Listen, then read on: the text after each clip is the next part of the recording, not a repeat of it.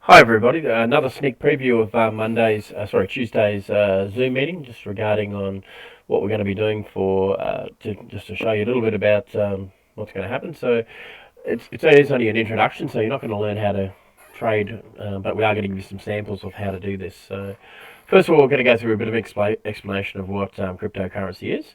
And then we're going to pump in and show you what different exchanges are. The exchange that I use is FTX, but you can use Binance or any OKX or KuCoin or anything like that. They all do the same sort of things. But FTX is number 2 in the world and seems to have the best interface. But you know, the concepts are still basically the same.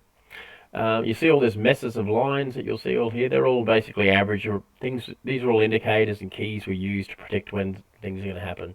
So you'll learn all about these, just all with brief introductions. Learn about when to buy using things called RSI, MACD, and MFI. And as I said, they won't mean much now, but they will hopefully by the end of it. We'll look at the volume, when things are good and when people are getting out, and you can see that that actually ties up with the MFI as well. And all these sort of link to give indicators when we're ready to purchase. So it is a great time to be looking at these things. And again, I'm not a financial advisor or anything like that, so all this is just my learnings over the last 4 years of trading in stocks and also cryptocurrency. So please do your own research and make your own decisions. But for me, if I look at the graph, if we take this back, this runs right the way back to looking at September 2020, where Bitcoin was 7,600. Saw a massive boost up to 63,000. And then we saw a retrace down to 29,000. So everyone thought it was, oh, Bitcoin's dead, Bitcoin's dead. Did the same thing here. Now we've had a few things happen. We had a drop down here again, 34, reached back up to 47, and a drop down to, we got as low as 17 or 18. So this is the point where we want to be looking at buying. And the reason I say is if the further we move out, that's the one daily, but if we move out to what's called a weekly look at it, this will show where we're at. So these indicators here show that the coin itself, or the token itself, is actually underbought at the moment. And you can see the last 3 weeks straight we've seen rises. Now we've seen that before, followed by drops, so we've still got to be cautious and we've still got to watch for these right triggers.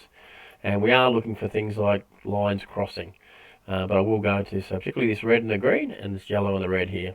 But I will go into more details about that later on.